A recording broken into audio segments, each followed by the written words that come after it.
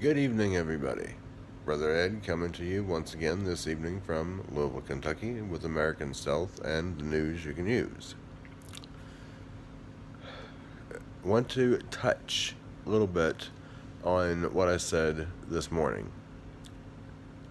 Taking into consideration the fact that our own military personnel have been experimented with on countless occasions. Agent Orange in Vietnam is just one example.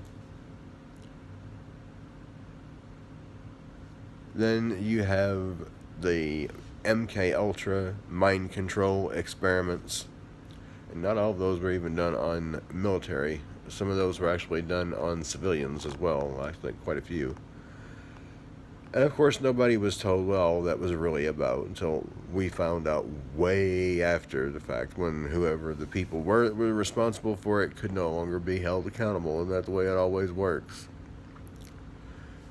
Then you have such experiments as Tuskegee, where an entire city, and a lot of people think, and I thought for a long time, that it was only the black people that were deliberately given syphilis to see how it was going to affect their community. It was an experiment. They used people as guinea pigs with syphilis. Yeah.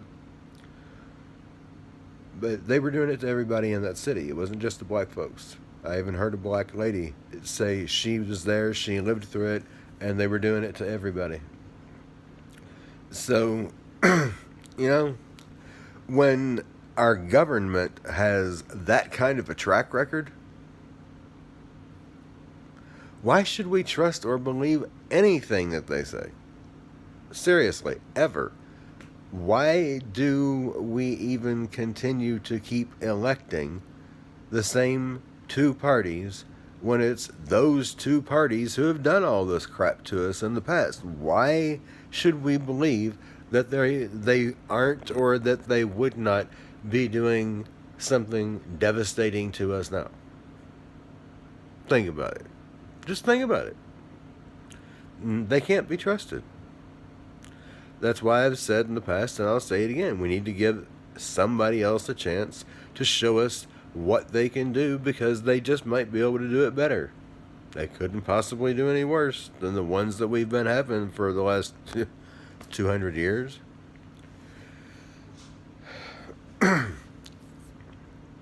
Now, regardless of whether this illness that is going around the country and is killing people, by the way, regardless of whether it is a legitimate disease or something that is being projected onto the people of not only this country, but at this point, the people of the entire world,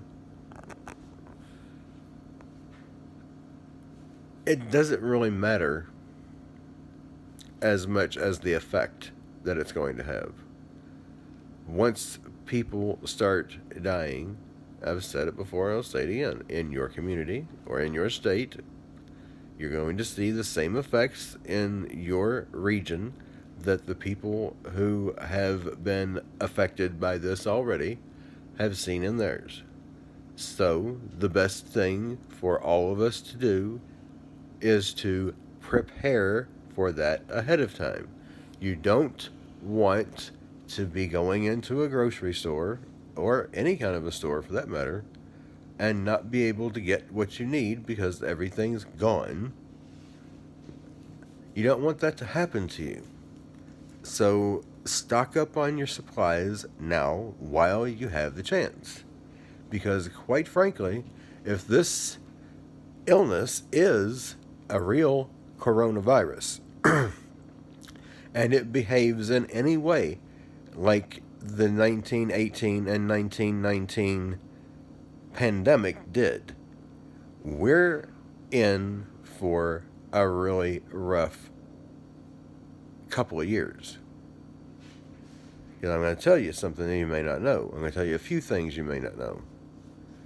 That illness, when it hit the second time around, They couldn't even tell for sure if it was really the flu the second time around because the symptoms were very different. They were similar, but there were additional symptoms that they hadn't seen the first time because it mutated. And it was behaving much more like Ebola would today than the flu. People were actually hemorrhaging from their eyes, nose, and mouth. And unfortunately, the nurses and doctors obviously must not have known very much about sanitation in those days because nurses were walking through pools of blood that were right next to an infected person's bed and then not even bothering to mop it up, just tracking it all over the place and continuing to keep infecting people. They were burying people in mass graves all over the country.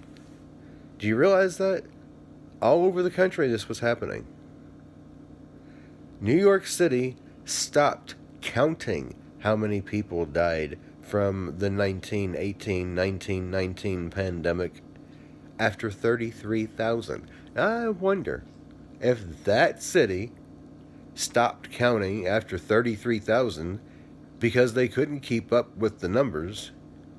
How many other cities stopped counting after X amount of people because they got so overwhelmed? That's something to think about. And the whole country just completely shut down. You know why?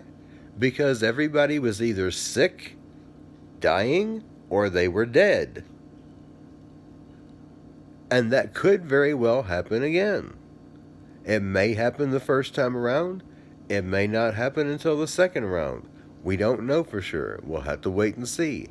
But I'm telling you, it is distinctly possible that the utility companies could very well just stop functioning because there aren't enough healthy people to be there to keep them up and running. That's a scary thought. So again, I have to say, have a bug out location to go to. It doesn't matter whether you own it or not. Just have one to go to. You don't have to own, well, usually you don't have to own a portion of a forest. Some people actually own land that is forest. Just make sure that when you go wherever it is that you're going to go, that you're not on private property. It's not, you can probably get away with a remote location that is actually county or state property. You can probably manage to get away with that. You just got to be sneaky and keep yourself well hidden. But you don't want to be on private property that's owned by another citizen. That could be kind of dangerous. But we really don't know for sure just yet exactly what we're dealing with. We don't know if this is health issues that are being caused by a directed energy weapon or if it may actually be a real, legitimate, new virus never seen by the human population. Either way, as I said, the effects will be the same. So get ready. Be at peace. Don't panic. Don't be scared. You don't have to be scared if you get ready for it.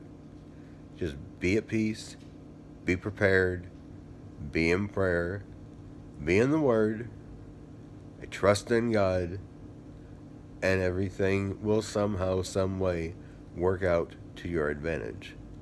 Put Him first in everything you do, and everything will work out.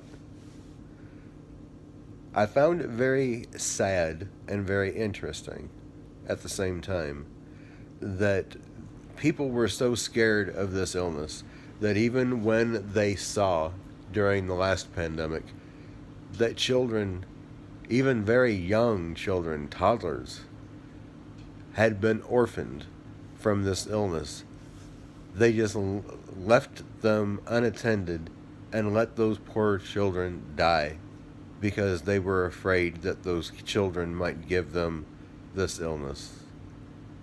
I can understand being afraid, but I couldn't let a child or children suffer like that if they didn't have to. I'm sorry, maybe it's just me, but I would sacrifice myself any day for a child. or multiple children that have been orphaned. And I may very well wind up sacrificing myself one day because I'm not going to be able, I'm just not capable of doing something like that. I just can't do it. I hope you won't be able to do it either. Till next time, Bro Ed the Red, signing out. Love y'all.